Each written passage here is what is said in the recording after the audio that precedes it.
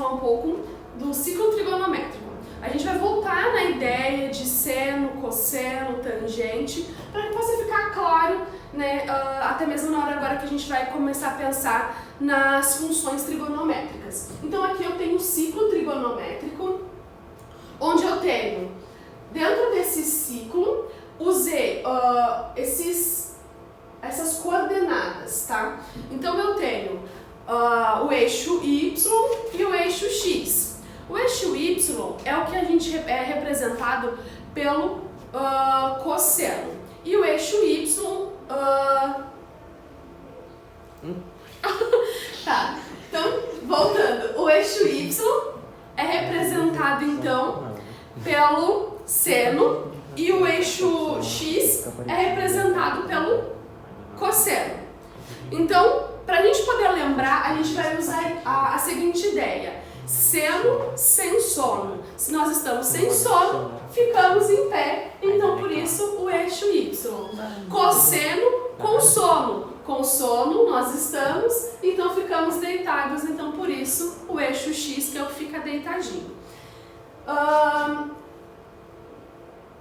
Então aqui eu tenho o cosseno, representado então aqui, cosseno com sono, deitado, então de O até P, linha aqui. Esses são os valores. Então, conforme eu vou mexendo no meu ângulo, esses valores aqui, eles vão ou aumentando ou diminuindo. Então, é assim que é representado os valores aqui, então, do cosseno, e assim é representado aqui os valores do meu seno. Então, aqui eu tenho a tangente. Esse é o meu eixo tangente. Ele toca a circunferência, mas não toca, ela toca apenas em um ponto. Então, pensando aqui na minha tangente, eu sempre vou olhar os meus ângulos e prolongar a linha do meu ângulo até tocar ali o eixo tangente. Então, algo que é importante de observar é que o meu eixo Y, ele nunca vai tocar na minha tangente, porque eles são paralelos. Então, toda vez que eu tiver ângulos, o ângulo de 90 graus e o de 270, que é aqui embaixo, ele não vai tocar na minha tangente, ele não vai tocar no meu eixo tangente, porque eles são paralelos. Então, a gente diz que para 90 graus e para 270 não existe tangente.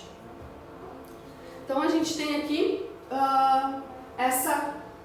toda essa explicação exemplificada nesse slide.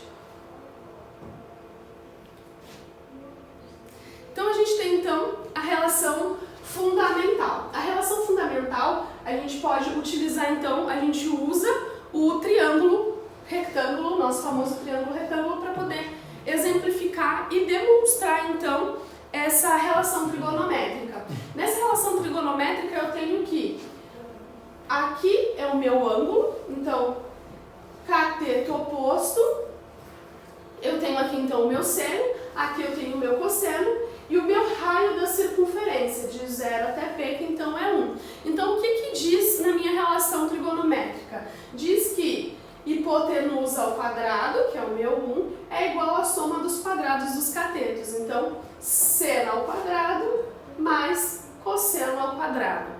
Tudo isso, então, nessa relação, eu sei que se eu fizer o seno ao quadrado mais o cosseno ao quadrado, vai dar 1, porque 1 ao quadrado é 1. Então, simetria dos arcos, redução ao primeiro quadrante. Os arcos, eles são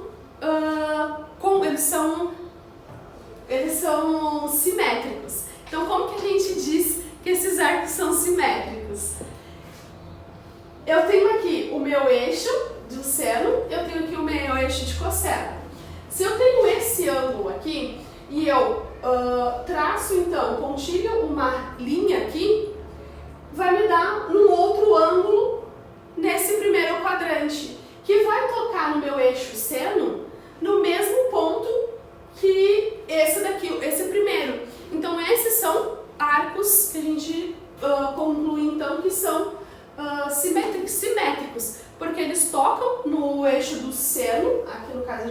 observando o seno, no mesmo ponto.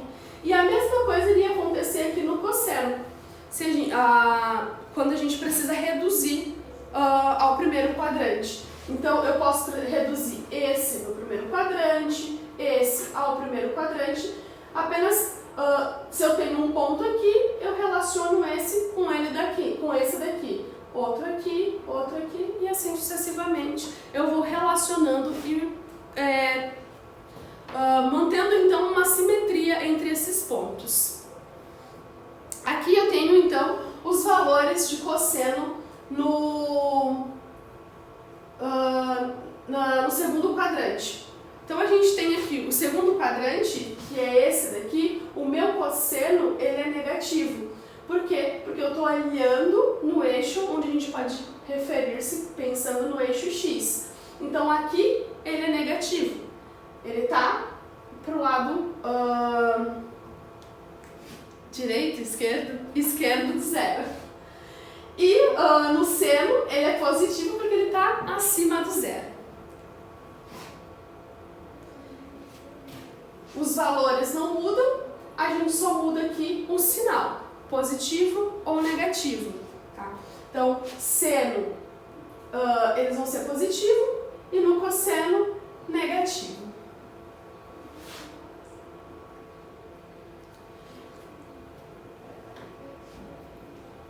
E aqui a gente tem então a representação dos eixos de redução ao quadrante. Tá? Quando é positivo, quando é negativo. E algo que eu quero ressaltar é essa tabelinha aqui. Então, como que eu sei quais são os ângulos, né? Como eu sei quais são os valores que são de 30, de 45 e de 60. Então, vamos esquecer um pouco esses daqui que estão aqui no terceiro quadrante, que é o de 210, 225, 240, que são os ângulos que a gente diz que são simétricos. Mas como que eu sei esses valores? Então, eu sempre vou lembrar da seguinte forma. 1, 2, 3, 3, 2, 1. Todo mundo sobre 2. Cheguei. E raiz para cada um. Então, essa é a forma da gente, então, lembrar. Então, essa é a forma de a gente conseguir lembrar, então, dos nossos valores. Os valores não vão mudar para 210, 225, 240. A única diferença que a gente vai ter a variação, então, aqui de sinais no terceiro quadrante. Voltando aqui, o terceiro quadrante, ele está aqui, e no terceiro quadrante eu tenho cosseno negativo e seno também negativo, isso no terceiro quadrante.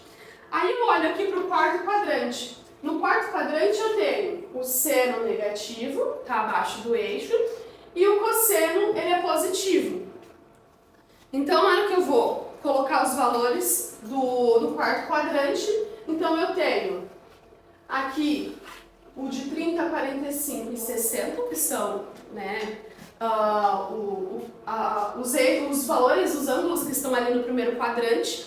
Como eu estou reduzindo a ele, então aqui eu tenho os meus valores aqui do quarto quadrante.